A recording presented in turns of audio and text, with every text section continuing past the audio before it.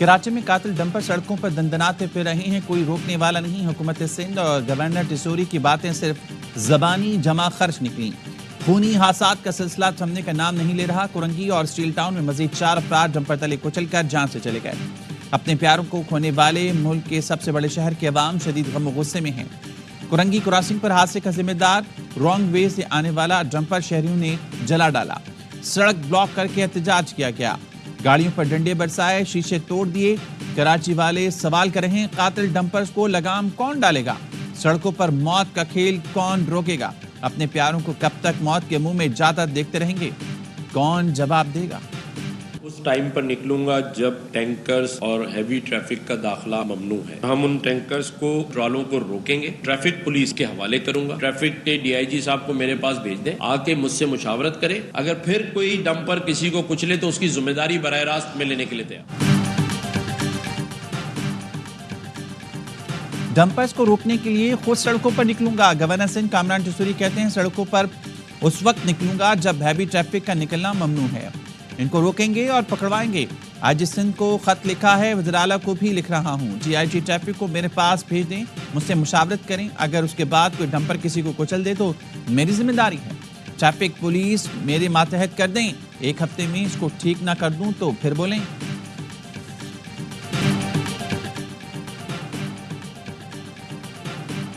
वज़ीर आला सिंध की हिदायत पर चीफ सेक्रेटरी का ट्रैफिक हादसात पर हंगामी इजलास। चीफ सेक्रेटरी का कराची में ट्रैफिक निज़ाम पर बरहमी का इज़हार। कहा, दिन में भी हैवी ट्रैफिक चल रही है, पुलिस कार्रवाई नहीं करती। इजलास में दिन के औकात में शहर में डंपर के दाखिले पर पाबंदी का फैसला। Sindh solid waste management board को 3 माह में ऑपरेशन रात के टाइम शिफ्ट करने की हिदायत। शहर में चलने वाली बड़ी गाड़ियों और ड्राइवर्स के फिजिकल वेरिफिकेशन का फैसला। वाटर बोर्ड के तमाम वाटर टैंकर्स की 1 माह में इंस्पेक्शन की हिदायत। चीफ सेक्रेटरी ने लापरवाही से ड्राइविंग करने वालों के खिलाफ चालान 4 गुना बढ़ाने और मुकदमा दर्ज करने की हिदायत कर दी।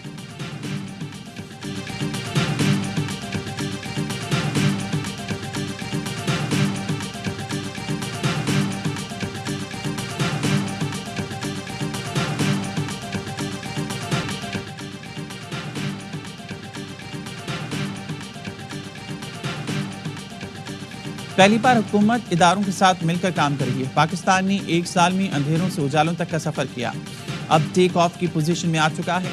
वज़ीर-ए-आज़म का हुकूमत का 1 साल मुकम्मल होने पर यौम तामीर और तरक्की की तकरीब से खिताब। कहा, महंगाई 40% थी तो रात को नींद नहीं आती थी, डरता था दिवालिया हो गया तो कब्र पर भी लिख देंगे कि इसकी वजह से मुल्क डिफॉल्ट कर गया। अब महंगाई 2% पर आ गई है। तरक्की का सफ़र फर्द वाहिद का नहीं, लोग मुख्तलिफ अलकाब से नवाजते हैं, मुझे रत्ती भर परवाह नहीं। पाकिस्तान की परवाह है। 2018 में दहशतगर्दी मुकम्मल खत्म हो गई थी। दहशतगर्दों को आने की इजाजत क्यों दी गई? मुल्क को इस वक्त इस्तेहकाम, अमन और भाईचारे की जरूरत है।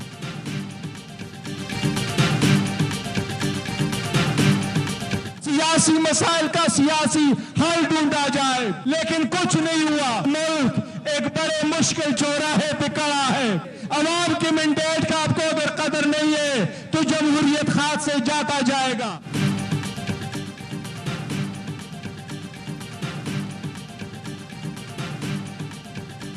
सियासी मसाइल का सियासी हल ढूंढना चाहते हैं। चेयरमैन पीटीआई बैरिस्टर गौहर का स्वाबी जलसे से खिताब। का हब्बानी पीटीआई के कहने पर मुज़ाकरात किए लेकिन कुछ नहीं हुआ।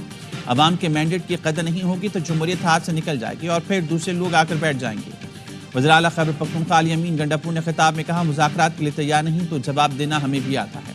अवाम के बगैर दहशतगर्दी के खिलाफ जंग नहीं जीत सकते, हम सबको एक होना पड़ेगा।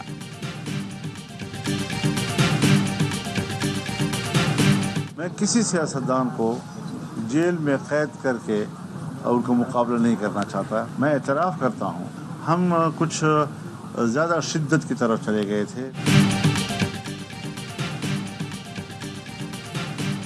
बानी पीटीआई समेत किसी भी सियासतदान को जेल में रखने के खिलाफ हूँ। मुखालफिन को ताकत के जरिए सियासत के मैदान से बाहर करने का हामी नहीं।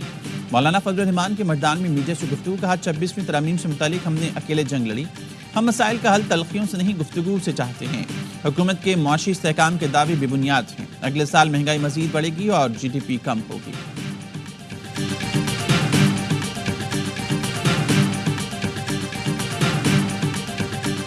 बड़ा शोर था, ट्रंप आएगा तो बानी पीटीआई बाहर आ जाएंगे। ट्रंप तो आ गया मगर बानी का कुछ नहीं बना। किसी को 9 मई और 26 नवंबर दोहराने नहीं देंगे। دفاع خواجہ آصف کہتے ہیں حکومت کی کوششوں سے معیشت سنبھل گئی، عوام کی مشکلات سے باخبر ہیں، بجلی کی قیمت بھی کم کریں گے۔ کے پی اور بلوچستان میں چوروں اور دہشت گردوں کا اتحاد ہے، یہ ہمارے جان و مال دونوں کا نقصان کر رہے ہیں۔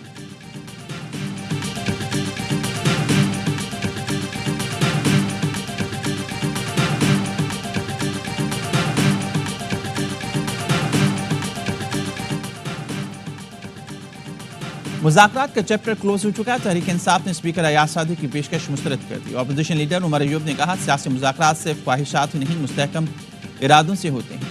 حکومت کے ارادے ٹھیک تھے نہ ہی نیت، اس لیے مذاکرات نہیں چل سکے۔ ہم نے مذاکرات سنجیدگی سے شروع کیے، حکومت نے مطالبات نہیں مانے، اب ہم مذاکرات نہیں کریں گے۔ ترجمان قومی اسمبلی کا کہنا ہے اسپیکر ایاز صادق نے پی ٹی آئی کو مذاکرات کی کوئی دعوت نہیں دی، صرف یہ کہا تھا اسپیکر کے دروازے ہر کسی کے لیے کھلے ہیں، مذاکرات کی باضابطہ دعوت تب دی جائے گی جب حکومت یا اپوزیشن خود درخواست کریں گے۔ اسپیکر ایاز صادق کے چیمبر اور گھر کے دروازے کسی بھی رکن کے لیے کھلے ہیں۔ چیمپئنز ٹرافی کی سیکیورٹی کے لیے پاک فوج رینجرز کی تعیناتی کا فیصلہ، وفاقی کابینہ نے وزارت داخلہ کی اسمبلی منظور کر لی۔ وزارت داخلہ نے فول پروف سیکیورٹی کے لیے ہوم ڈپارٹمنٹس کو ہدایات جاری کر دی۔ ذرائع کا کہنا ہے آئی سی سی چیمپئنز ٹرافی کے لیے سیکیورٹی 3 لیئرز میں ہوگی، پہلے نمبر پر پولیس، دوسرے پر رینجرز اور تیسرے نمبر پر پاک فوج ہوگی۔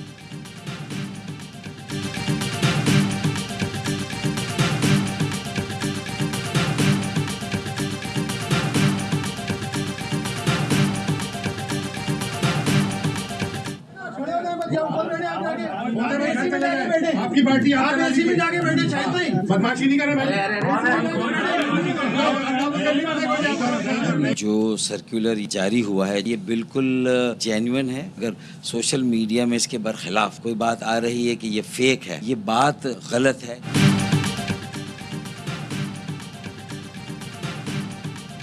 ایم کیو ایم میں انتظامی تبدیلیاں، چیئرمین خالد مقبول نے 11 مرکزی اراکین کمیٹی کو مختلف تنظیمی شعبوں کی ذمہ داریاں دی دیں۔ عہدوں کی تقسیم پر اختلاف، ذرائع کا کہنا ہے مصطفیٰ کمال اور انیس قائم خانی نے سی سی آفیشیل گروپ لیفٹ کر دیا۔ اختلاف رکھنے والے رہنما کارکنوں کے ساتھ بہادرآباد مرکز پہنچ گئے، شور شرابہ کیا، کمیٹی اراکین کے ساتھ تلخ کلامی ہوئی۔ فاروق ستار کا کہنا ہے سوشل میڈیا پر سرکولر کو جھوٹا قرار دینے کا پروپیگنڈا کیا جا رہا ہے، کسی کو اختلاف ہے تو اس کا اظہار پارٹی کے اندر رہ کر کرنا چاہیے۔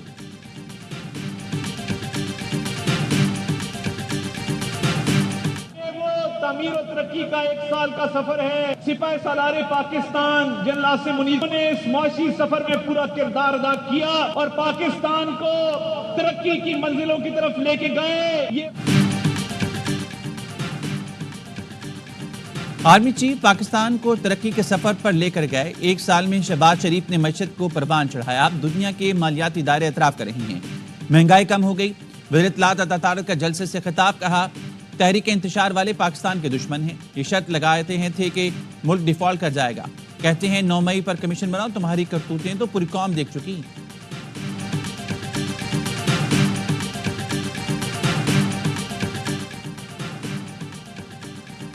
کے پی میں بڑے منصب پر بیٹھے افراد کے خلاف انکوائری شروع ہو سکتی ہے، کچھ چیزیں آئندہ آنے والے دنوں میں منظر عام پر آئیں گی۔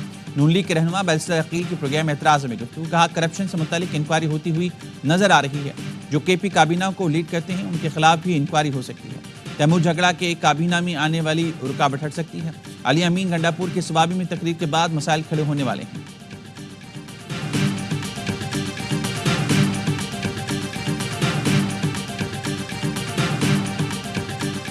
کراچی کے پریڈی تھانے میں زیر حراست نوجوان تاجر کی موت، تاجر پر پولیس تشدد کی C C T V footage AR1 news نے حاصل کر لی۔ وقاص کی موٹر سائیکل سے ٹکر لگنے پر پولیس افسر نے تشدد کیا، فوٹیج میں دیکھا جا سکتا ہے پولیس اہلکار تاجر وقاص کو پکڑ رہے ہیں، مقتول وقاص کو 2 سے 3 پولیس اہلکاروں نے تشدد کا نشانہ بنایا۔ وقاص کے لواحقین کا تھانے کے سامنے لاش رکھ کر احتجاج، وقاص سے جھگڑا کرنے اور مقدمہ درج کرانے والے اہلکار کو گرفتار کرنے کا مطالبہ۔ مظاہرین نے موبائل مارکیٹ کے ٹریفک پولیس چوکی کو گرا کر آگ لگا دی۔ لواحقین کا کہنا ہے کانسٹیبل اسامہ کی بائک سے ٹکرانے کے بعد وقاص کو گرفتار کر کے تھانے میں تشدد کا نشانہ بنایا گیا، جس سے وقاص کی موت ہوئی۔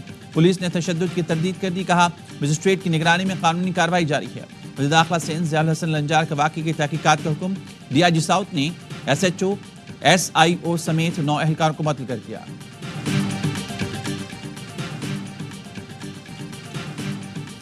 کراچی کے علاقے گزری میں مغوی کی تلاش میں پولیس کا چھاپا، بنگلے کے اندر سے پولیس ٹیم پر فائرنگ شروع ہو گئی، ملزم 2 گھنٹے تک وقفے سے فائرنگ کرتا رہا. گولیاں لگنے سے ڈی ایس پی اور گن مین زخمی ہو گیا.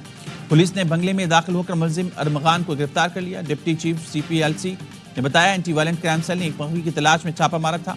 بنگلے سے مختلف ہتھیار، شراب کی بوتلیں اور گولیاں بھی برآمد ہوئی.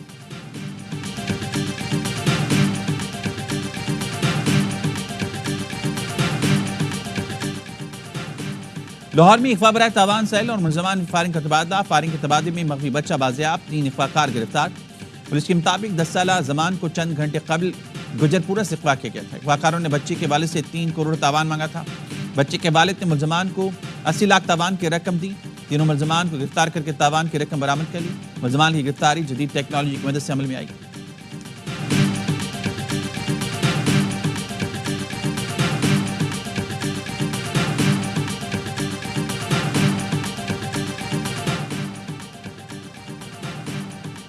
صدر آصف علی زرداری کی 5 روزہ دورہ چین کے بعد وطن واپس آ گئے. آصف علی زرداری نے چینی ہم منصب شی جن پنگ اور وزیر اعظم سے ملاقات کی. پاکستان اور چین کے درمیان مختلف شعبوں میں مفاہمتی یادداشتوں پر دستخط کیے گئے. صدر نے چینی شہر ہاربن میں 9ویں ایشین ونٹر گیمز کی افتتاحی تقریب میں بھی شرکت کی.